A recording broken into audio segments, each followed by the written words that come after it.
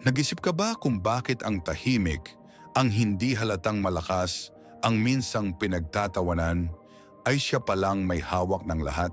Noong unang panahon, pinipili ng mga babae ang mga lalaking may tapang, may kapangyarihan, at may diskarte, mga mandirigma, mga hari, mga leader na nakaukit ang pangalan sa kasaysayan sa pamamagitan ng dugo at pawis.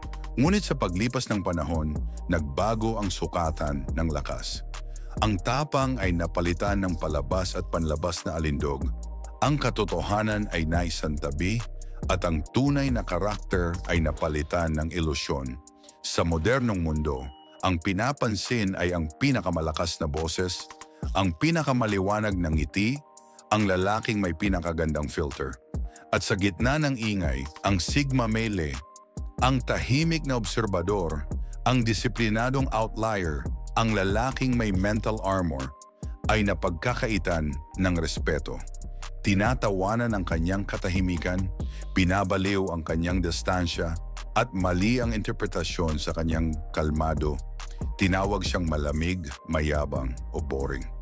Hindi siya tugma sa kanilang pantasya, ngunit habang naglalaho ang ilusyon, habang bumabagsak ang ingay, habang ang mga palamuti ay hindi na nakakaapekto sa apoy, sino ang natitira?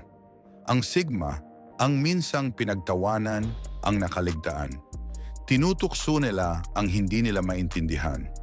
Hanggang sa minsan, ang tinitukso nila ay nagiging tanging sandigan nila isa.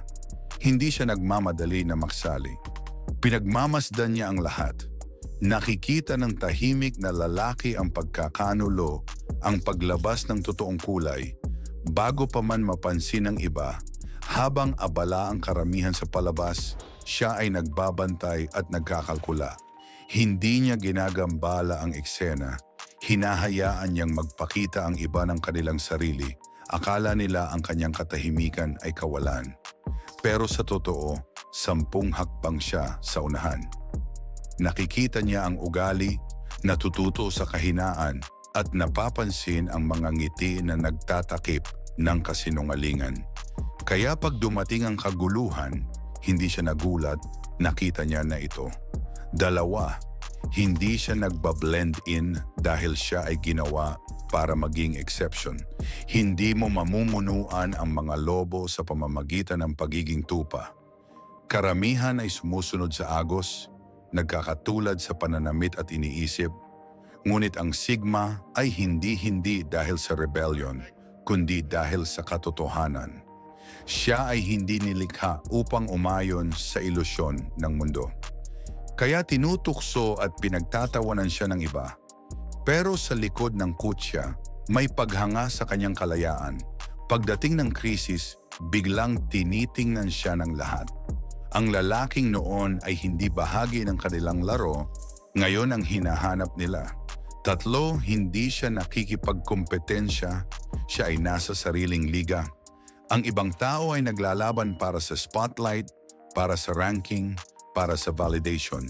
Ang Sigma, tahimik siyang nagtatayo, hindi para sa approval ng iba, kundi para sa mastery ng sarili. Pumapasok siya sa mga lugar na walang nagtatangkang puntahan, sa discomfort, sa solitude, at sa kabuuan ng kanyang pananaw. Kinukutya ang kanyang tahimik na ambisyon, pero nang bumagsak ang hype, ang merkado, at ang mga alyansa, nakatayo pa rin ang kanyang imperyo. Dahil ito ay binuo sa mastery, hindi sa borrowed trend 4. Hindi niya hinahabol ang microphone, kinokontrol niya ang frequency. Ang tunay na leader ay hindi nagsasalita ng sobra.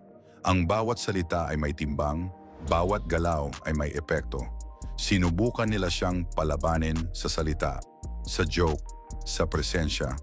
Ngunit bawat pahayag ng Sigma ay precision strike, kalkulado, malinis at may intensyon. At sa bawat salita, nag-recalibrate ang silid, humihinto ang paghinga, nagbago ang atensyon. Kapag sinabi niya ang isang bagay, nagmumula ito sa katotohanan, hindi sa ego o palabas. Pinagtatawanan siya dahil tahimik hanggang marinig nila ang kanyang salita. At sa wakas na pagtanto nila, may bigat at halaga ang katahimikan. Hindi siya maaring matrigger sa emosyonal na blackmail. Ang taong kumokontrol sa sarili ay hindi pwedeng pamunuan ng iba. Sinubok, tinukso, pinagtawanan, ngunit ang Sigma ay nanatiling hindi natitinag. Ang pundasyon niya ay granite. Wala ang drama ng iba sa kanyang sistema. Dumaan siya sa bagyo at lumabas na mas matatag. 6, tinawag siyang mayabang dahil sa non-negotiable standards. Hindi niya ibinaba ang pamantayan para sa masa. Ang Sigma ay tahimik, ngunit disiplinado. Ang kanyang mga inaasahan ay hindi para sa iba lamang. Una, pinanday niya ang sarili. Pinili niya ang sakripisyo, ang solitude, ang mastery. Kaya nang bumagsak ang lahat, siya ay nakatayo, handa at malinaw. 7, hindi siya sumusunod sa ingay.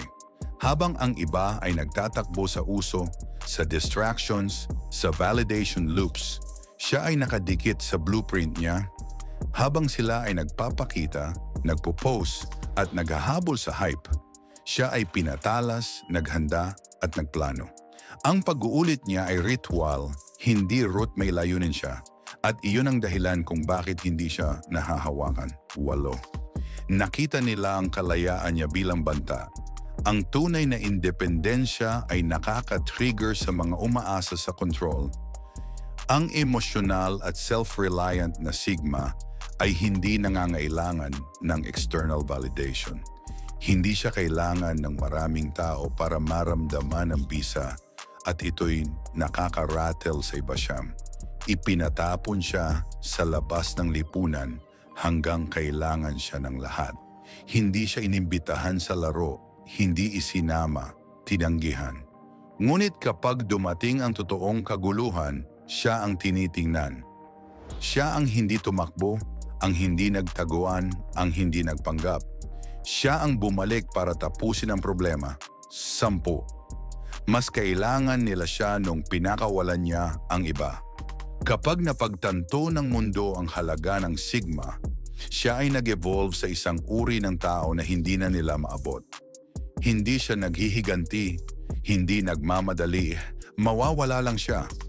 At iyon ang tusok, ang taong pinagtatawanan ay siya rin ang huling natitira, ang kailangan sa huling sandali. Sa huli ang pinakamalakas, ang pinakamaingat at ang pinakatahimik na tao ay hindi nagpapakita sa harap. Ngunit sa oras ng apoy at katotohanan, siya na lang ang nakatayo. Hindi dahil sa spotlight, kundi dahil siya ay handa sa mga anino.